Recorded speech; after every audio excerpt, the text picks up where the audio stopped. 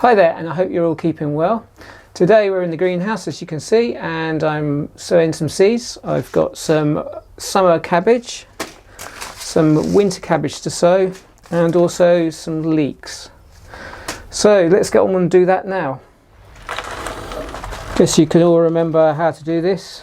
Just fill up the cells with compost, then we tamp them down.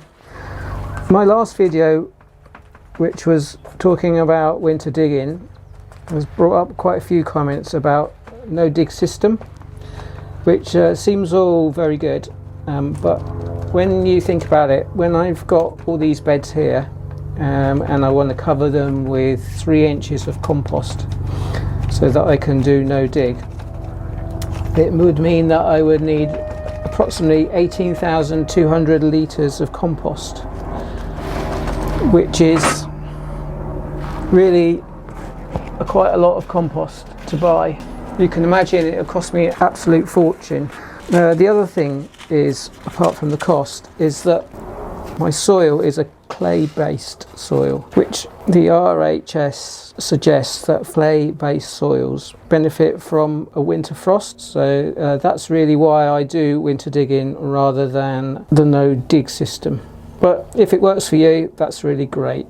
So that's a seed in each cell, and just lightly cover them with compost. And I've got some labels already prepped, so I can just put those on top.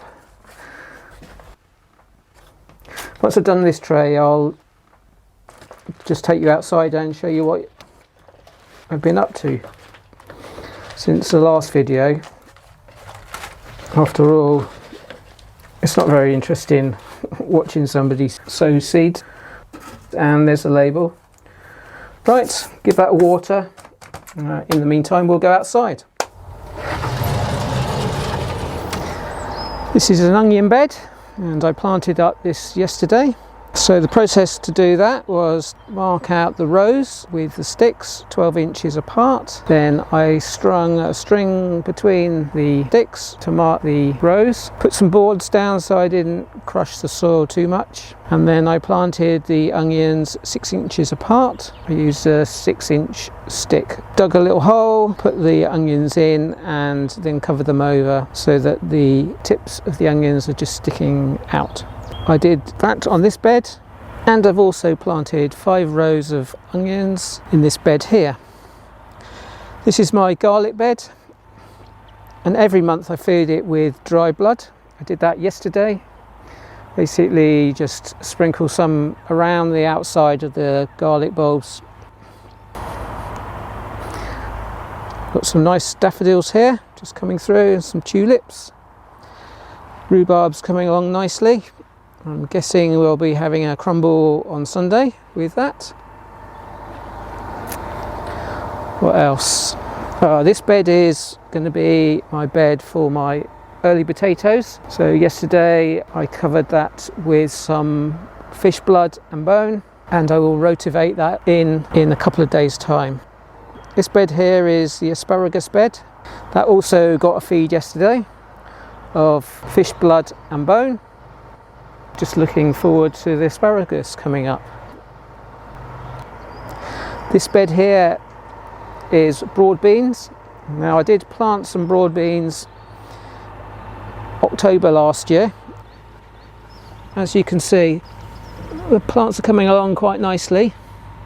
I spaced those out 24 inches between the rows, and a couple of weeks ago, in fact, first week in March, I sowed some more broad beans. The leeks coming along nicely. Had some nice cheesy leeks over the last couple of weeks. Plot 15.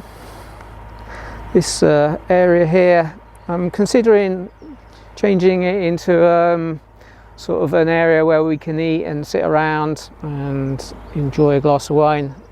The other 2 beds down there have been all dug over, so it's just a case of waiting for the soil to dry out, and then I'll be up here with my rotavator.